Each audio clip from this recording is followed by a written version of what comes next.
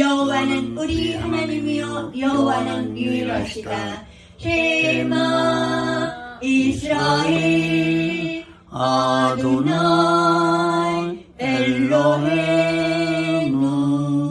아도나이 에한 바루 생카봇 말쿠토 레올람 바에 영광의 이름을 송축하라. 그의 왕조는 영원 나도다. 아멘. 하나님께 영광의 박수 올려드립니다. 오늘 옥중서신 에베소서 제4강 교회 권세입니다. 다같이 우리 에베소서 1장 20절로 23절 말씀을 교독하는데요. 제가 먼저 읽고 마지막 때 합독합니다. 그 능력이 그리스도 안에서 역사하사 죽은 자들 가운데서 다시 살리시고 하늘에서 자기의 오른편에 앉으사 모든 정서와 권세와 능력과 주관하는 자와 이 세상뿐 아니라 오는 세상에 일컫는 모든 이름 위에 뛰어나게 하시고 또 만물을 그 발 아래 복종하게 하시고 그를 만물 위에 교회의 머리로 두셨느니라. 다같이 교회는 그의 몸이니 만물 안에서 만물을 충만케 하시는 자의 충만이니라. 아멘. 독일의 음악가 하이드는 독실한 기독교 신자였습니다. 어느 날 예술가들이 한자리에 모여서 고통의 문제를 놓고 열띤 토론을 벌였습니다. 인간에 대한 증오, 경제적인 궁핍, 장차 활동에 대한 무력감을 느낄 때 어떤 방법으로 극복을 하는가요? 사람들은 저마다 나름대로의 비법을 공개했는데요. 어떤 사람은 독한 술을 마시고 잊어버린다고 했고, 또 어떤 사람은 친구에게 고통을 호소한다고 했으며, 또 어떤 사람은 증오와 고통을 참지 못하고 그대로 내뱉어 버린다고 말했습니다. 하이드는 이렇게 말했습니다. 우리 집에는 작은 골방이 하나 있네. 이곳은 나의 기도실이지. 나는 고통이 닥치면 조용히 골방에 들어가 하나님께 도움을 구한다니. 그리고 그 골방에서 나올 때는 희망의 빛을 발견한다니. 이렇게 하이드는 기도로 문제를 해결하였습니다. 기도할 때마다 그는 새로운 힘을 얻고 그의 심령은 새로워졌으며 기도는 그에게 있어서 어둠을 쫓고 고통이 주름살을 제거하는 힘이 있었습니다.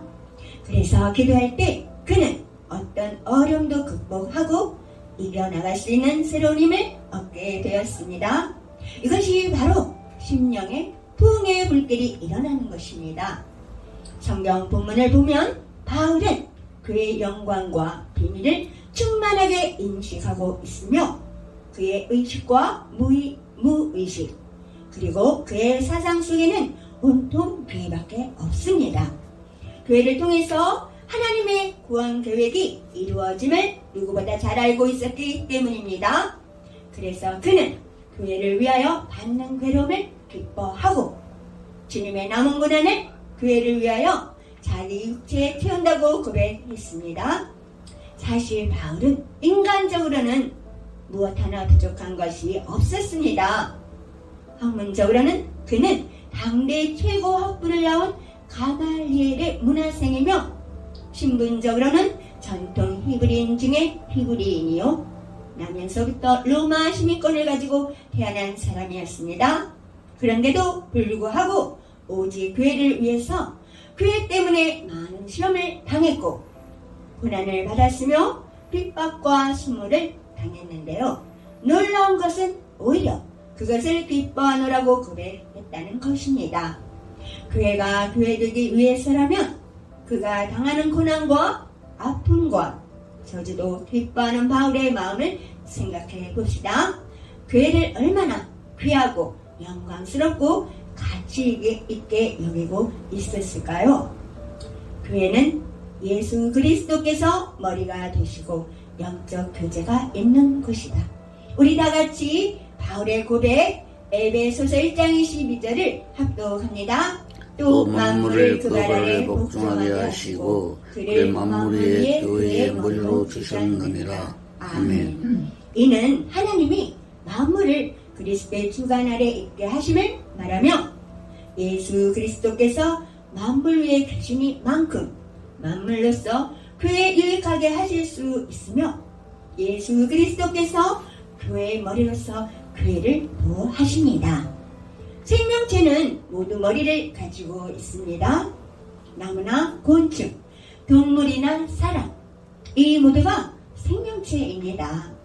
이 모든 것은 다 머리가 있어서 몸이 모두 머리에 붙어 있습니다. 천사나 사탄도 영이지만 생명체이고 머리가 있습니다. 제일 낮은 생명체인 식물은 머리가 밑에 있습니다. 뿌리가 바로 나무의 머리가 되는 것입니다. 뿌리가 커지는 것만큼 나무가 살 수 있고 커지는 것입니다. 뿌리가 머리인 것은 뿌리를 자르면 나무가 곧 죽어버리는 것을 보면 알 수 있습니다.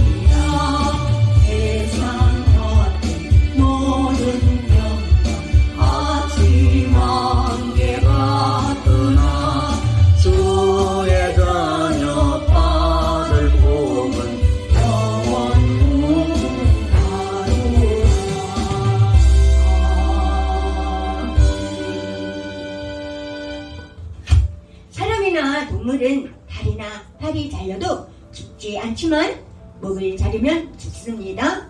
나무도 가지나 잎이 잘려도 죽지 않지만 뿌리를 잘랐을 때는 아무리 큰 나무라도 죽고 맙니다. 그러므로 나무는 분명히 머리가 뿌리라는 것을 알 수 있습니다. 사람의 모든 생활은 머리에 달렸기 때문에 전부 배우려고 합니다. 이 머리를 열어주는 사람이 윗사람입니다. 아무리 몸이 건강하고 튼튼해도 머리가 제대로 돌아가지 않으면 그 사람은 잘 살 수 없으며 아무리 몸이 약해도 머리만 잘 돌아가면 재능 있는 사람이 된다는 것입니다. 하나님은 우리에게 복을 주시되 머리로 복을 주신 것이며 교회의 머리는 예수 그리스도이시기 때문에 하나님은 성도들에게 교회를 통해 구원의 복을 주시고 영육의 복을 주십니다. 교회는 예수 그리스도의 몸이며 생명이 충만한 곳이다. 우리 다같이 또 바울의 고백 에베소서 1장 23절을 합독합니다. 교회는 그의 몸이니 만물 안에서 만물을 충만케 하시는 자의 충만이니라. 아멘. 여기서 교회, 에클레시아라는 말은 불러냄을 의미합니다. 이것은 세상에서 불러내어 전국에 모인 자들의 단체를 말합니다. 몸이란 그리스도와 교회의 관계가 밀접함을 비유합니다. 벤 루위는 그리스도와 교회의 관계는 하나님의 계획 중에서 머리와 몸의 관계로 정해져서 그 관계가 절대 파괴될 수 없다라고 말했습니다. 몸은 머리의 지배를 받게 되어 있고 머리가 받는 영광에 동참하며 머리와 연합하여 일체가 되어 있습니다. 교회는 만물 안에 내재하셔서 만물의 모든 은혜로 채워주시는 그리스도의 충만입니다. 여기에서 충만은 가득히 채워지는 것을 의미하는 바, 교회는 그리스도의 충만케 하시는 은혜를 전달하는 기관이 되기 위해 그리스도의 은혜들을 충만히 보유한 그릇이라는 의미며, 교회는 모든 것을 충만케 하시는 자가 머무르시는 성도라는 것입니다. 다시 말하자면 지상에 존재하는 교회는 부활하신 그리스도께서 임재하시는 영광의 장소라는 말이며, 교회는 부활하신 그리스도께서 허락하신 충만의 산물이란 말입니다. 이 교회의 설립은 예수께서 마태복음 16장 18절을 통해 친히 예언한 것이었습니다. 내가 이 반석 위에 내 교회를 세우리니 음부의 권세가 이기지 못하리라. 예수 그리스도의 이 예언은 오순절 성령 강림으로 말미암아 이 세상에 성취되었습니다. 사도행전 20장 28절에서 하나님이 자기 피로 사신 교회라고 함으로써 교회는 예수 그리스도의 대속의 선물임을 말하는 것입니다. 이러한 교회의 영광은 충만케 하시는 예수 그리스도의 임재입니다. 충만이란 말은 당시 헬라 사회에서 배 안에 가득 차 있는 선원, 도시에 꽉 차 있는 인구 전체, 일정한 수의 정부, 일정한 기간의 정부, 다 사용되어 버린 시간, 어떤 일의 완성 등을 뜻하였으며, 공간적인 의미로는 가득 채우는 행위를 말했습니다. 이그나티우스는 어떤 욕구나 하나님이 축복이라는 의미로 최고의 충만이라고 말했습니다. 유스티누스는 땅이나 바다의 충만을 말했으며, 알렉산드리아의 클레멘트는 삶의 충만을 말했습니다. 에베소서는 교회라는 말이 처음 사용된 곳으로 교회론적인 입장에서 그리스도는 그의 생명과 능력으로 충만하신 분이심을 말하고 있습니다. 교회는 그리스도의 몸이며 우리 한 사람 한 사람은 교회의 몸이신 예수 그리스도의 지체들입니다. 머리가 되신 예수 그리스도의 생명이 교회를 통해 그리스도의 지체가 된 우리 한 사람 한 사람에게 나타나야 합니다.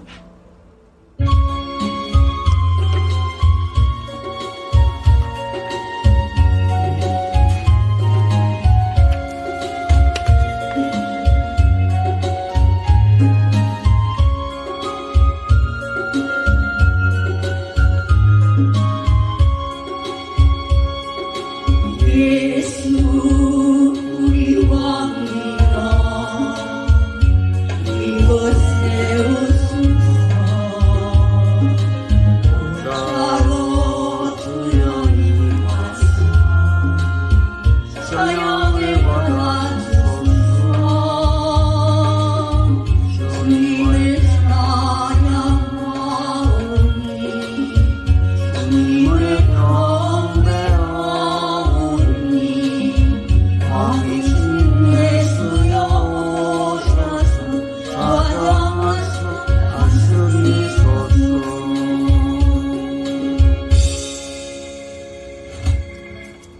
우리 한 사람 한 사람이 예수 그리스도의 손과 발, 눈과 귀로 그리고 예수 그리스도의 생명으로 충만해질 때 세계는 예수 생명의 충만을 나누어 가지게 될 것입니다.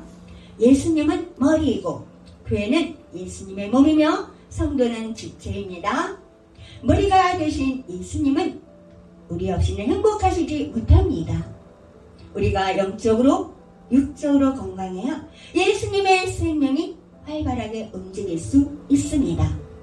그래야 온 세계가 예수님의 생명을 공급받을 수 있습니다. 머리가 되신 예수 그리스도의 충만을 공급받지 못해 메말라 죽어가는 세상을 보시며 하나님께서는 괴로워하실 것입니다. 지체가 된 성도와 몸된 교회가 놀고 있고 자고 있다면 예수 그리스도의 몸의 한 부분이 마비되고 고통을 겪고 있는 것이 아니겠습니까?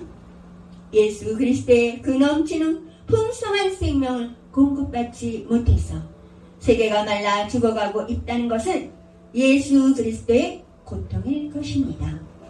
이에 예수 그리스도의 생명으로 세계를 충만하게 채우는 것이 교회의 선교적 과제입니다. 예수 그리스도의 충만한 생명을 몸된 교회와 지체가 된 성도를 통해서 온 우주에 충만하게 채우기 위해 우리를 불러주셨습니다. 그런데도 불구하고 오늘날 교회와 성도가 영적으로 마비가 되어 있다면 예수 그리스도의 충만한 생명을 공급하지 못하고 있는 것입니다. 그것은 머리가 되신 예수 그리스도의 고통이며 생명을 공급받지 못하는 세상도 고통이 되는 것입니다. 어떤 아이가 자기 방에서 장난감 벽돌을 가지고 높이 쌓으면서 혼자 놀고 있는데요. 아버지가 아이의 방에 들어가서 아이가 하는 일을 자세히 보았습니다. 아버지가 옆에 있는 것도 모르고 열심히 뭔가 벽돌을 쌓고 있는 아이를 향해서 너 뭐라고 있는 거냐? 하고 물었더니 아이가 돌아보면서 아빠 조용히 하세요. 지금 교회를 짓고 있는 거예요. 라고 말하자 이 말을 들은 아버지는 깜짝 놀랐습니다. 이 어린 것의 손을 잡고 교회에 늘 다니긴 했지만 교회 갈 때마다 떠들고 말썽을 지어서 늘 조용히 해라 하곤 했는데요.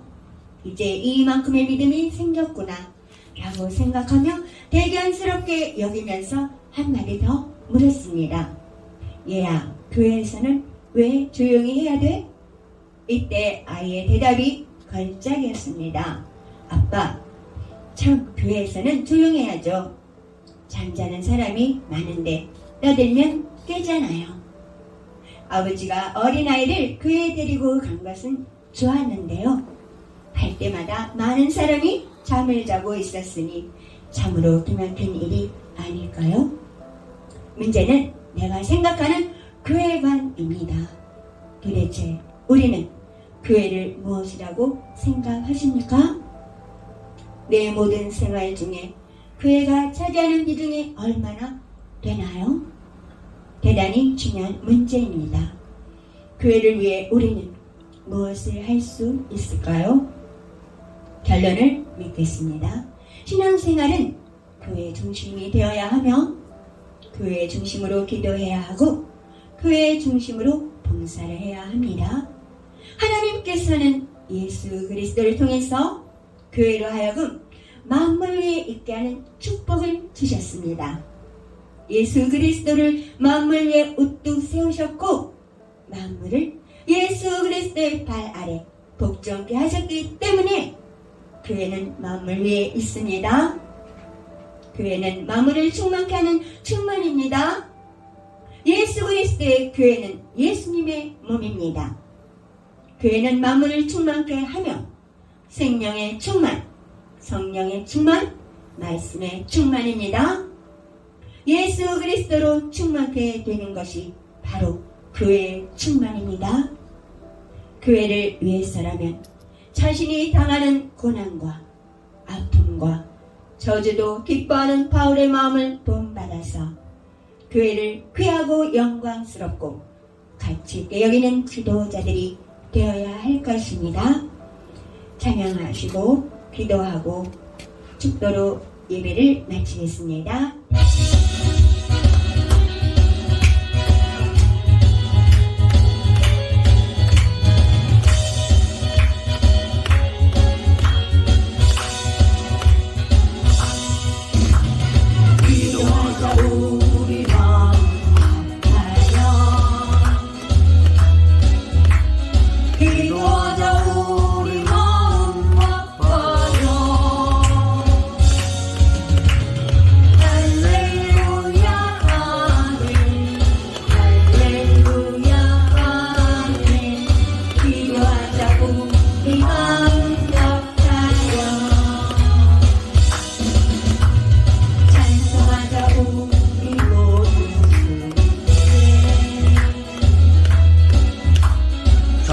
돌아가자 우리 모두 주님께 할렐루야 아멘 할렐루야 아멘 찬송하자 우리 모두 주님께 걸어가자 하늘 영광 걸어가자 하늘 영광 정을 할렐루야 아멘 할렐루야 아멘 걸어가자 하늘 영광 정을 바라보자 주님 계신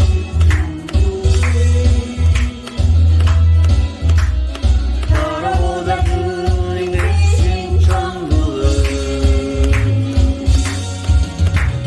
할렐루야 아멘 할렐루야 아멘 바라보자 주님 계신 천국을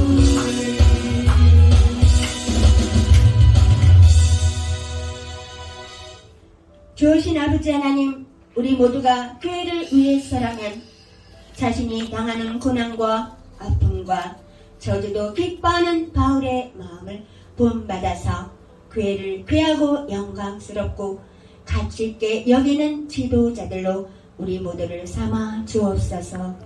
모든 영광 하나님께 돌려드리며 살아서 역사하시는 하나님 아들 구원자 우리 구주 예수 그리스도의 이름으로 감사드리며 기도 올리옵나이다. 아멘. 주 예수 그리스도의 은혜와 하나님의 사랑과 성령의 교통하심이 너희 무리와 함께 있을지어다. 아멘.